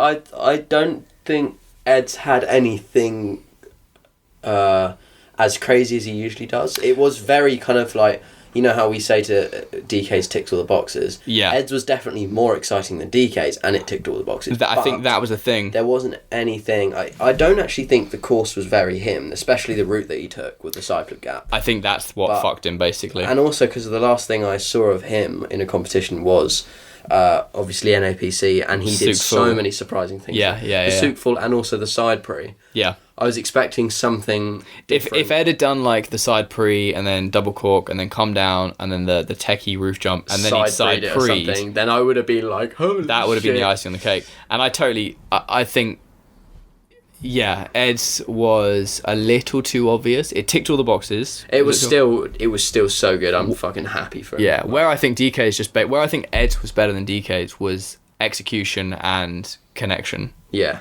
I mean, DK does have that, like, he has some flow points, but not everything he did was perfect. I don't think anyone can beat Ed's, like, whenever he ends a run, he always does the same with one arm. He's like, yes! Yeah. And it's only for himself. It's only literally because he's done the whole thing right. Yeah. He doesn't know, like, what the scores are yet. Yeah, it's just amazing to see that. Yes! I fucking got all the way down. And, like, Ed doesn't...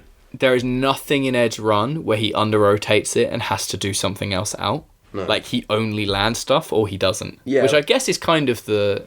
It's almost... It can be good and bad. I mean, he'll do stuff... He won't not land things nowadays. That's kind of the thing, isn't it? It's like, no, Ed's got that. Well, he's probably thinking, like, well, no, I'm not going to do something in competition if I'm not going to land it. Yeah. I have to land it. It's the only thing I can accept. I mean, I could see him doing a triple and macacoing out, which is the kind of obvious... Yeah, but sometimes it looks as if he's wanting to macaco out of something. Because he goes into the next thing. Exactly, to line him up for the next thing. Please wear that hat differently.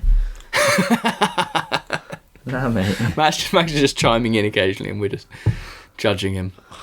But I mean, yeah, so that was the overall standings of the comp. You didn't see the final bit, but somebody sprayed so much Prosecco into Didi's eyes that I actually thought he was just in pain. You know where, like, you're like tickling someone, or like, no, or you're on the trampoline and you're like fucking someone up and it's all fun, and then suddenly they're like, no, stop it, and the game's over. Yeah, when you're them. fucking someone on the trampoline. But not when you're fucking someone, no. But like Didi literally, he like just walked away from everyone.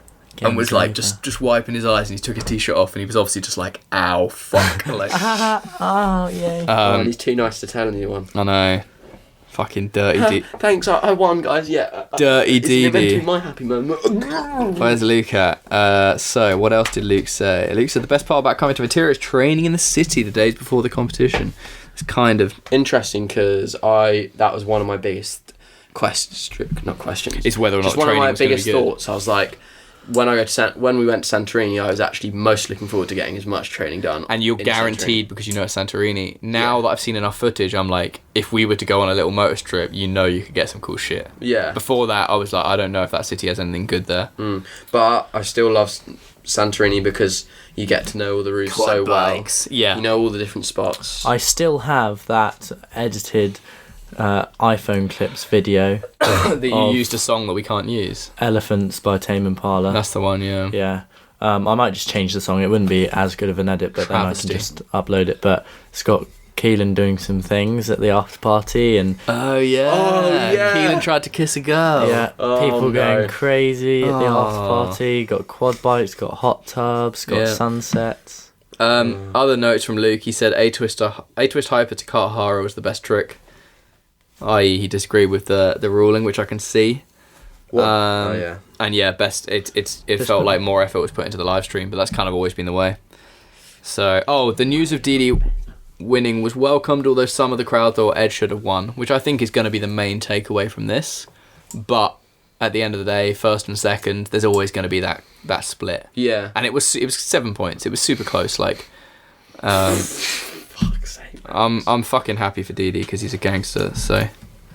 Sorry, Max just keeps distracting me. This is why I can't have him in the same room. It started to go off the rails because Max sat still for too long. Made me laugh too much. I'll drop a picture on my story so you guys can laugh with me while you watch this podcast. Oh, Max looks silly. You look like you're from the Eminem. Yeah, that period of wearing hats. No, stop moving. Do I go side or front? No, front. This is exciting to listen to, isn't it? Right at the end of the podcast as you're all a bit tired. Yes. Oh, hold up. What I did do on the Motus Instagram, I asked the crowd, the audience, I said, what are your thoughts? So let's just go through some of these. I also asked some predictions on Instagram, obviously. I got some messages with predictions. I'm going to check them. Do you want to hear some predictions? Because no one got it right. And also, people said some dumb shit. They were like, I think Pasha's going to win all three. And I'm like, well, Pasha didn't even qualify, so shut up. Yeah, that's some 12-year-old being like, I love him. Archie, Ed, Stefan. Blue shorts, Ed, Archie. Archie, Ed, Josh Malone. Archie, Ed, Stefan I could imagine that happening. Ed, Nate, Sydney, Josh, Ed, Archie. So and Anwar. And this is obviously based off of like online qualifiers, so a lot of people impressed by Archie by the sound of it. Yeah. Ed, Josh, DK, Alfred Scott, yes, obviously. Ed, Dom. We love you, Alfred. Ed, Dom, Jaden Clark, Didi, Sydney, Ed, Jaden Clark. Oh yeah, he was. Josh. So no one got it. Some people did put Didi in first. 1 DK, 2 Swedish dude.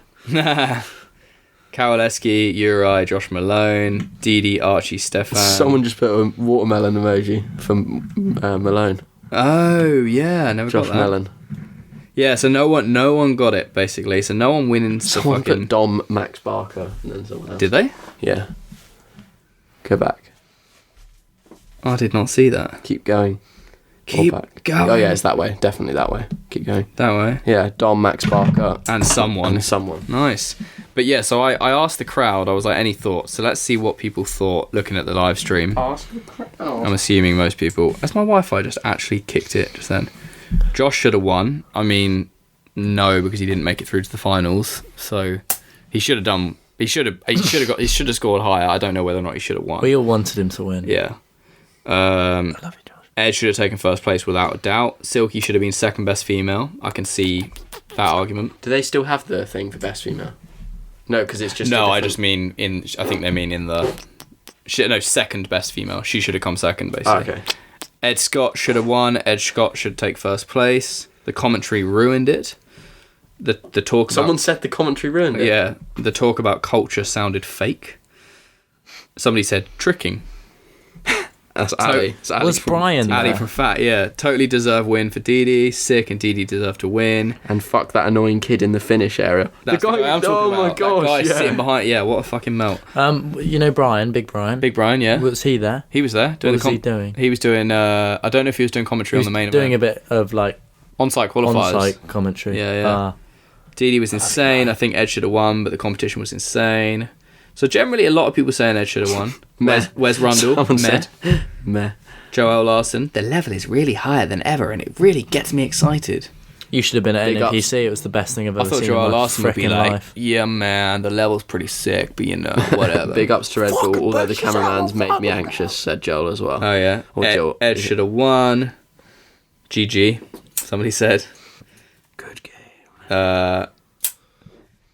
Emotional, but some things were annoying. Joey Adrian hit me up for a podcast. Well, we did. As somebody said, bad landings are now just Didi rolls. Literally gave me goosebumps and so much inspiration. I feel like I've had 10 coffees just watching. Oh. Didi deserved the win. That's nice. Commentators sound like muggles. Not enough street parents. To be honest, yeah, we weren't there. Didi deserved it. Rest in peace, Josh. We need to create a brand, Street Parrots. It's happening. Yeah, it needs to happen. It will. Fuck Motus. Ed Scott is the best. Didi deserved the win. Italian guy tried to kill himself. Josh only getting 70 for creativity was whack. Roof Gap made people lose. FL. I'm glad everyone's kind of like on the vibe. It sounds like weird. Everyone's got the same sort of feel. Which is good. Which is good. It means whack that we rating know what's system. going on. Ed deserved to win. Cameramen could have been better. So sum up, Didi rolls were bullshit. They're not bullshit. I think there was too much of them. Yeah, it was just like Didi rolls full stop. Yeah, that happened. Bullshit. Didi, I think, is deserved win. Also, if Ed had won, he would have deserved it. They're both they deserve first and second, whatever the ordering. Yeah, cameramen always being a bit. Fuck the cameraman. Fuck a lunar eclipse. Yeah. Do you know what? Just commentary. And I honestly, I could critique. Oh, he said it. Did you just say that? Cut. Just we fucked it. You know we're getting paid for this by Red Bull. Keelan, you just fucked the contract. We're getting loads of money. Fuck. Oh Jesus no! Christ. You cut this one. Imagine if we actually just ended the podcast right. It just went. Stopped. We're not getting paid. No, and that was that was a joke because our emotion is sick. But personal opinion, yeah, obviously I prefer NAPC. I think for style prefer Red Bull because the setup makes it feel more gassed, which when I'm watching Style, I want to feel that way. Or busting in as a trip, I do think Art of Motion can be really good. Yeah. That's what I mean. They're both completely different. But the sort of the submersive, like, close-knit... It's a gas event. Whoever, I do think, if we're talking about who represents parkour the best... NAPC, but Red Bull do a fucking good job. Yeah. Like, just NAPC. Given that Red Bull... Chase tag. Technically could be horribly organised by people who are not part of parkour, but thankfully it is, thanks to people like Nico and Patrick. Red Bull does an incredible job. Yeah. NAPC is where I want to display, like, these are the best athletes of our sport with regards to physicality, excluding creativity. Like, this is elite level athletes. Then Art of Motion is like, these guys are creative monsters who are sending crazy shit. Yeah. And Art of Motion, I like the vibe and I like all of that. Oh no! I don't even know if you could hear that because Max was like, I'm almost certain Max just shit himself. Please tell me to shut yourself. The podcast is slowly... They've been playing with scissors for the last couple of minutes. Like, that's what you keep hearing. Like, if you keep hearing dropping noises, they're throwing scissors at I'm each other. still listening. I'm just, amusing. Let me do it. Let's get this wrapped up fairly soon. So we're gonna fly to Bari and go to the after party. Yeah, surprise. Any final... Stop throwing scissors. Jesus Christ. What does he do? Throws them to the other side of the room. Where a whiteboard. Fucking hell. With the massive whiteboard in front. Alright, this is flashbacks to Off the Rails with Max Parker. Yeah. But this one's no alcoholic beverages included. Yeah, this has been purely educational. You know when you watch podcasts and you wish somebody would just be like, talk to you? They'd be like, hey Giles, walking your dog. That's I know what we did. Did you that. not listen to the last episode? No. It starts... I'm gonna like predict that there's somebody called Jason watching. Listening. Hi Jason. I started the last one. Where is he? Yeah, what's he doing? What's he doing? If I get that wrong, then it's going to break the whole thing. You know, the annoying thing is, Callum sent me a video of him listening to the last one. Yeah, it's the same. But you're in bed, aren't you, Jason? He's in his kitchen. And then he went like this. I went, well done, mate. Just putting your headphones in, getting on the plane. Callum Powell. But he was in his kitchen because he missed his flight because he fucking left his he got all the way to the airport and left his passport home. So he went home and then had to get into flight the next day. He's out there. We're at home doing this. Can we get Callum on the podcast? Woo-hoo. We need to. Actually, Callum's going to come cycling up this way soon, and we'll get him on. Cycling? Riding a bike. That's so cool. And Phil Doyle's going to come on soon as well. Yay. Max. Yeah. Music, 10 seconds, go. Oh, fuck. Let me think. 10 seconds. That was grim. Okay, that was 10 seconds. Okay. Giles, music 10 seconds. Talk shit about colour and race. Step up or get clapped in face. What? No, if you know that band that I just referenced, message me and we can talk. I don't have any music. Bye. Yeah, let's end this because I think Sarah's cooking dinner and we. I like music, lots of it, all of it. Lots of make it make you feel good. Basically, it sounds like looking at Instagram. What we said about our motion is fairly on the ball. Yeah. Oh, and no, that's what I was going to say because you started chatting shit about commentators. I think I was just being like, yeah. I don't know. There could be a bit. It could be a bit more. It seemed a bit over the top and fake, but you've got to be like that. I think you'll experience that in every action sport. Yeah. I think for the most part, really good job. I want somebody to be like, "Hey guys, we're watching. Oh, perfect. Oh, that's like the Max Barker hippie channel. You can do secondary commentary. Oh yeah, okay. You'd be like, hi guys. He will come over to me, and that's what Joey did. Yeah. What is secondary commentary? Where he watches it and also live streams at the same time, and you listen to Joey while watching the Art Motion. That's cool. Do you reckon people? I think some people watched it. Yeah, as a live stream. But I wouldn't listen to Max because he'd be like, "Have you got your cacao nibs? You ready? Shut up, mate. You got your herbal tea? Chat shit, get banged." Look at that. Yeah, no hate to commentators. I just think some of the terminology, Lunar Eclipses, should change. There was definitely an overriding negative. We definitely said a lot of negatives, but I love this event. So. I love this event. Yeah. And we all just didn't go, so I'm just upset. That's all. Yeah. If we were there, we'd be like, not fucking good. Let me do music quickly. Nobody's getting clapped. Let me do music quickly. Sorry, what was that, Kelan? Nobody's getting clapped in face. Alright, Matt, what, for a minute? You want to do music minute? Not a minute. Okay, just like quickly. Right, 3, if 2, you want a lovely 1, and go. Oh, okay. If you want a lovely playlist to listen to, and you use Spotify, go on Lyricless Chill. It's got about 400 songs, and it's just well nice. Like, it's got a nice mix between classical and like trance music and electronic, and it's just really beautiful. It's got like Minecraft music, like Kelan talked about C418, which is all like the guys who make the Minecraft music, and it's just really nice. So go check that out when you're chilling. I'll back that up as a good playlist. And it's got some Bach in it and some other things. Any other music? Dermot Kennedy just released his album. That's quite nice. You know Dermot Kennedy? Yeah. And listen to Boards of Canada. That's about it. Cool. All right. Thank you for listening. Make Sultana. sure you subscribe, share this. If you've enjoyed this and you don't normally listen to this, but you have listened because we're chatting about Art Emotion and you were like, oh, I watched that, I want to listen, share it, please, on Instagram or Facebook so we get more listeners. And maybe just give some of the other podcasts we've had, update. Listen. Kelan, if you've listened to the previous episode, which you should, because he then went and got not one, because he obviously got that job. He went and got not one, but he got 2 jobs. Yeah. In the space of a week, the one you now that have I missed, 3 jobs. The interview that I missed for Waitrose. Yeah. I rescheduled that interview and I got it. And you somehow. told the story, right? I told the story to the person interviewing me. That you fucked up. And that's why I wasn't there. They gave me the job. And then also, ages ago, I was doing an interview for Sainsbury's and I got that job too. So you're going to make bare pee and never do parkour again? Bruh, no, I'll have way more time to do parkour. Working 3 jobs. Also, we just went to How 5 in Belgium, and there's a new video which you probably have seen already. And Jordan's got a video coming out. Jordan's got a video coming out, and In My Shoes, which is a more sort of behind the scenes. He's like focusing on his training. And by the way, Jordan is in Motus. To anyone who doesn't realise. People just don't know. And we're going back to How 5 next week because George and Mark's are going to be stuntmen, so you can look out for that. Yeah. Sick. All right. Love you lots. Listen to more of these. Bye. Bye!